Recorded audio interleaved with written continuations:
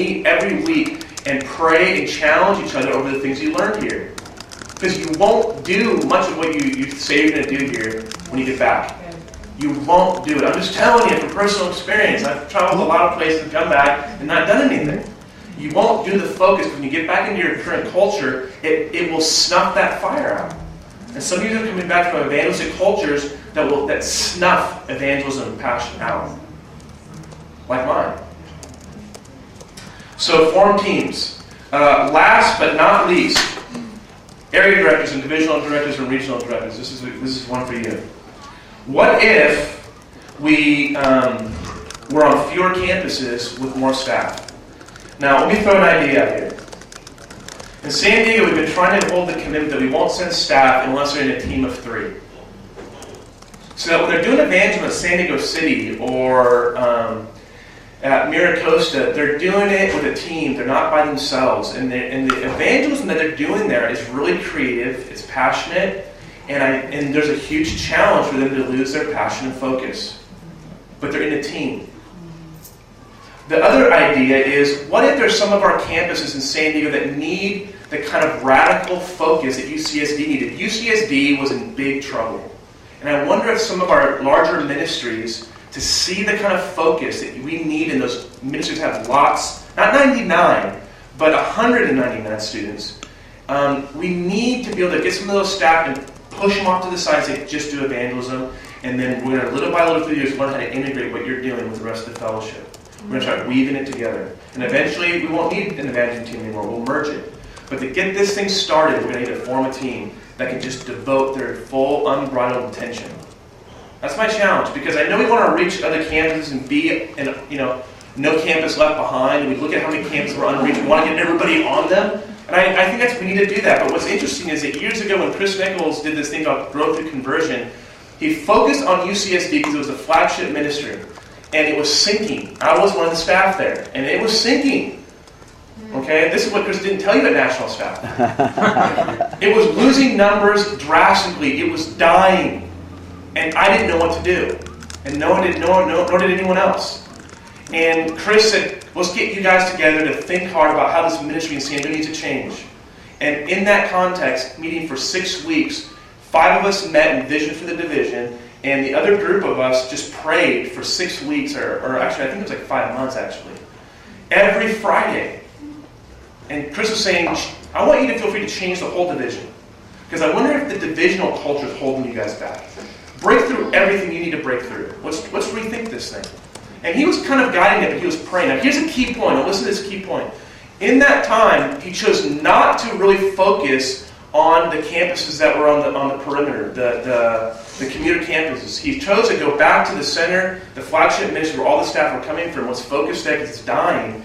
And when they gave us new staff the next year, he gave me 2 new staff. And those 2 new staff, rather than putting them on some of the other campuses, he put them with me, and we formed the evangelism team. Now, there's been a lot of concern, maybe different thoughts about that choice that Chris made. And there were definitely feelings that we were ignoring the commuter campuses that we were trying to plant on.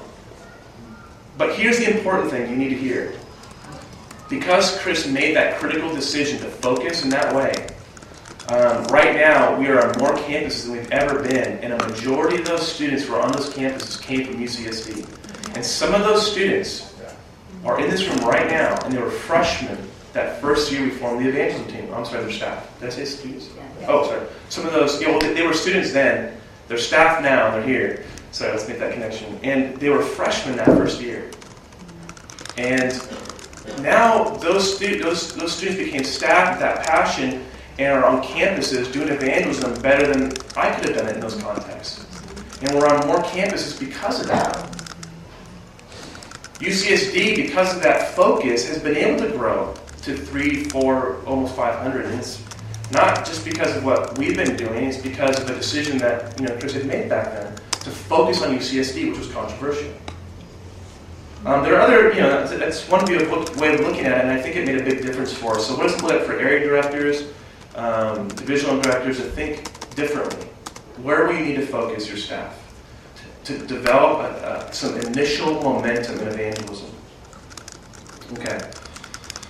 Any questions, any thoughts about that? Any questions or thoughts? Any pushback, like, well, concerns or anything like that? Yes. If you have, in terms of creating a culture of a staff team, how does the aspect of student-led ministry come into play? Yes, that's great. Because we talked about student ownership as being one of the core things that's important. Yeah. In San Diego, I don't use... Can you repeat the question? Oh, yeah, good. Yeah, she asked, so if you're having all this staff focus right now, as I've been talking about, how does it become student-led if staff are taking all this initiative? Where's the student-led aspect of it, right? Right, that's where we'd ask the question of? Yes. I'm going to get to that in just a minute. The main thing I'll say is I don't use the term student-led ministry on our campus. It just miscommunicates the point. We're a student-staff partnership ministry. We partner together. It's not a staff-led, it's not a student-led. We partner together. We do it together. Student-led implies staff are resources. I use them when I want them, but I'm going to do whatever I want to do. That's just not the way we work. At least at UCSD, we work with each other. We do it together. Where the student comes in is that the staff is making this commitment to know how to lead students and partner with them into that context. So what happens is when I was first on staff for 3 years, I didn't do any evangelism because I didn't know where to start. And therefore I wasn't leading any students because I didn't know where to begin. I needed some space to really dig in and figure out how to do this. Instead, I spent most of my first few years, like I said earlier, meeting with a lot of Christians, not sure how to break out of that boundary, that bubble. I couldn't do it. So, do you want to take a pause and share, or should I move to students? Do you want to pause? Yeah, in twos for 2 minutes. Okay. Yeah, one question. Were you saying that the 3 years where you're having deep conversations, Yeah. and then you formed the evangelism team, and then you spent another 3 years where you're saying you didn't know really what you were doing? Yeah, let me give you a good timeline. First 3 to 4 years, yes, as you were saying, I was like, just hanging out with Christians. And then Chris did the revisioning. That released me to form the evangelism, to basically apply the principle of focus. And when we did that for about 4 years. In that first year we started the evangelism team, we saw conversions on our campus rise from 3 the previous year to 28. And ever since that first year, 2001, every year there's been an increase of people coming to faith, 20s, 30s, 40s, 50s, 60s, 60s to the 100. And that every year it's just been growing because of that focus, yeah. Can I ask another question? One more, yeah.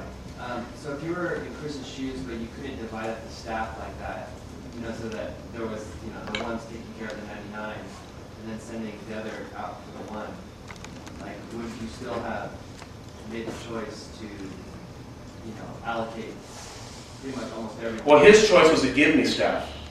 As a divisional director, he said 2 new staff are coming on. Do I put him out there to those campuses that are understaffed, or do I put him here at UCSD that now, because of these 2 new staff, we're going to have 8 staff on the campus? Well, there's staff that have 1 or 2. So he said, I'm going to put staff on UCSD and they're going to have 8. And that's hard to do.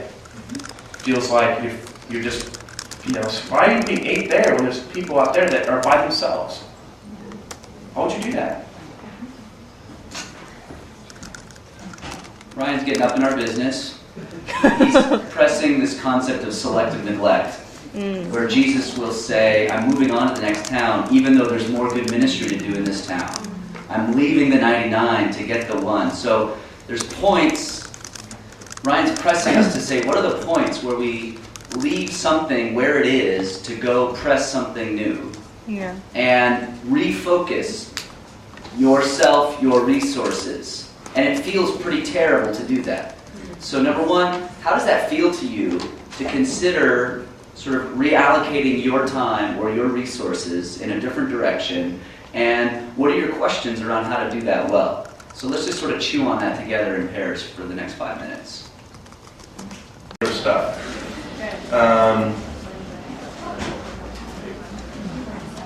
I want to go back to the witness idea. First and foremost, do we have that slide? Okay, I want to show you a slide. This is the goal that we have for our leaders. If you ask the question, what's your goal with your leaders? What do you want them to become? If a student commits to being on leadership with you for the next couple of years, what kind of disciple will they become?